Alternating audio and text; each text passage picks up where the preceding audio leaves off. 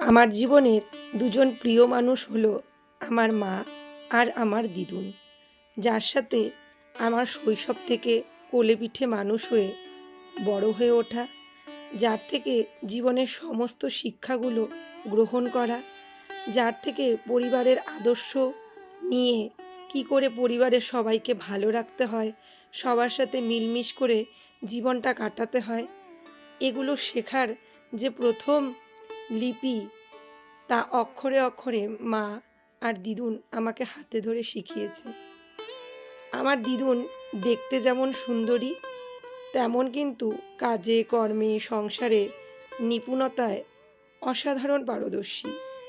আমরা যে যাই হই না কেন, দিদুনের মতো এত গোছানো সংসারী একটা ভালো মানুষ হওয়া আমাদের মা মাসি নাতনিরা নাতিরা কারো পক্ষে কিন্তু এতটা সম্ভব না। দিদুন আমাদের যতটা ভালোবাসা দিয়ে বড় করেছে, আমরা কেউ তো কখনো ততটা ভালোবাসা ফিরিয়ে দিতে পারবো না। তাই দিদুনের সাথে কাটানো সময়গুলো আমরা নাতি নাতনিরা, তার ছেলে মেয়েরা, তাদের স্বামী, তাদের বউ, সবাই কিন্তু চেষ্টা করে যে দিদুনকে যেইটুকুন ভালো রাখা যায়। জানেন তো, আমার দিদুন কিন্তু একজন ক্যান্সার পেশেন্ট। অলরেডি 14 বছর হয়ে গেছে। শরীরের ভিতরে নানান রোগের সাথে অনেকটা দিন মোকাবিলা করেছে, অনেক কষ্ট করে এখনও ওষুধ নানান রকম ট্রিটমেন্টের মধ্যেই ভালো থাকার চেষ্টায়। কিন্তু দিদুনের মুখ দিয়ে দিদুন নিজের কষ্ট যন্ত্রণাটা বোধহয় কাউকে সেভাবে কখনো উপলব্ধি করতেই দেয় না। সবসময় এই মানুষটি আমাদের সবাইকে হাসি খুশি ভালোই থাকতে চায়।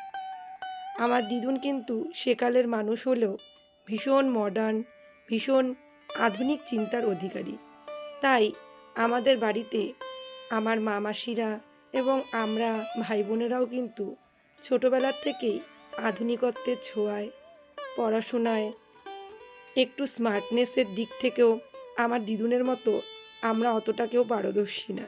কিন্তু দিদুন কিন্তু আমাদের পছন্দ করে করে জামা কাপড় কিনে দেওয়া, ভালো ভালো জিনিসের সাজেশন দেওয়া। এখনও আমার দিদুনের এই ড্রেস আপ সম্পর্কে যত নলেজ, আমি বলবো আমাদের কারোর বা দিদুনের ছেলের বউ এদেরও এতটা নেই।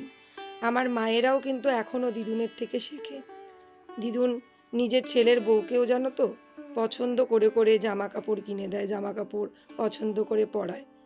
ওই যে একটা ক্লাসি ভাব হয় না দিদুনের মধ্যে, আগের মানুষ হলেও কিন্তু সেই ক্লাসি ভাবটা রয়েছে। আর আমরা সবাই পরিবারের মানুষরা কিন্তু ওনার থেকে শেখারই চেষ্টা করি। এই মানুষটা এত হাসি খুশি একটা মিষ্টি মানুষ। এই মানুষটার সাথে কাটানো মুহূর্তগুলোতে না কখনো কষ্টের কথা মনেই হয় না।